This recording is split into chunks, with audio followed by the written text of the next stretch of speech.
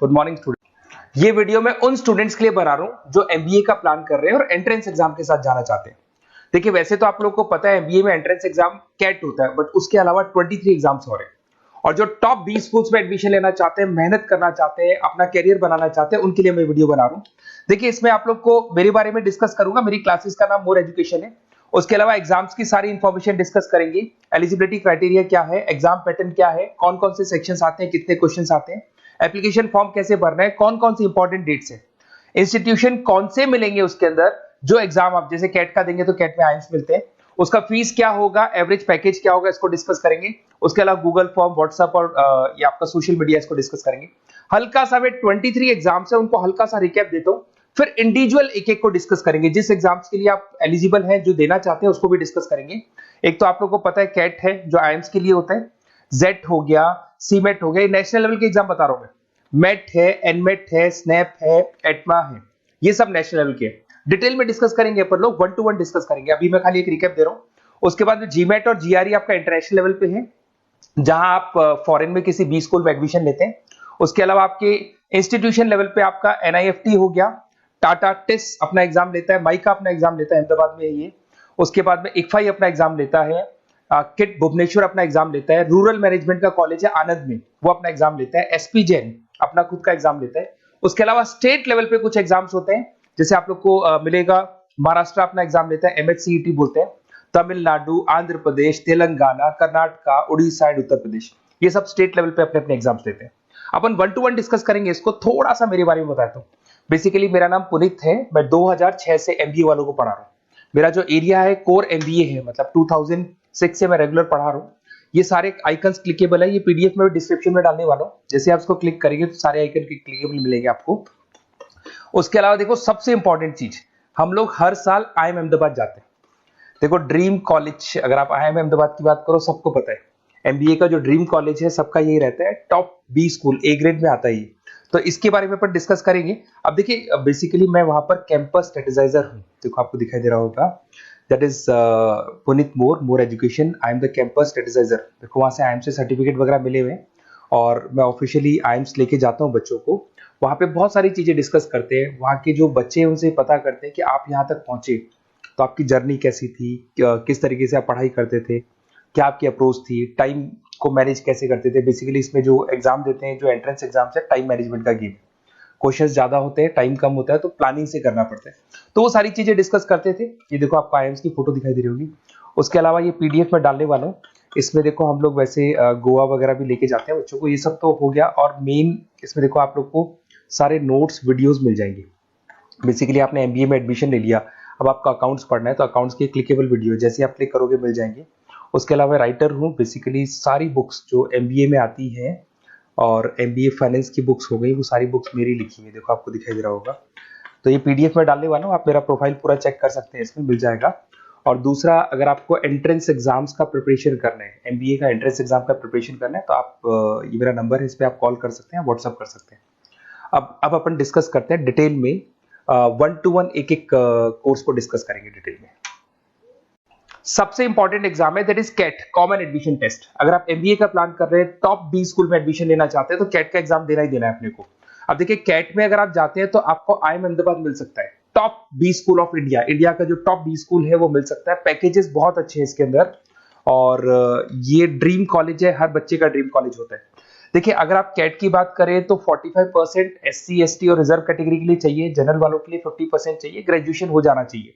अगर आप final year में भी है तो भी आप दे सकते हैं, एज लिमिट नहीं है इसमें। अगर यहाँ पे देखिए, कैट का जो सिलेबस है ना, इसके अंदर आपको 3 सेक्शन मिलेंगे, verbal ability, data interpretation, logical reasoning, और तीसरा है आपका क्वांटिटेटिव एप्टीट्यूड। टोटल मिला के 66 क्वेश्चंस होते हैं। 1 क्वेश्चन कैरी 3 मार्क्स, 3 मार्क्स का एक क्वेश्चन होता है। 120 मिनट्स का आपका पेपर है, और आपको बेसिकली यहाँ पर एक क्वेश्चन के 3 नंबर मिलते हैं और एक नेगेटिव मार्किंग है। अगर आपने गलत कर दिया तो 1/3 हो गया, एक तरीके से -1 नेगेटिव मार्किंग होगी, सही हो गया तो +3 आपको मिलेगा। अब देखिए, इसमें जो परसेंटाइल है वो 99% चाहिए, अगर आपको टॉप 20 स्कोर चाहिए तो। देखिए, ये सारा दिखेगा।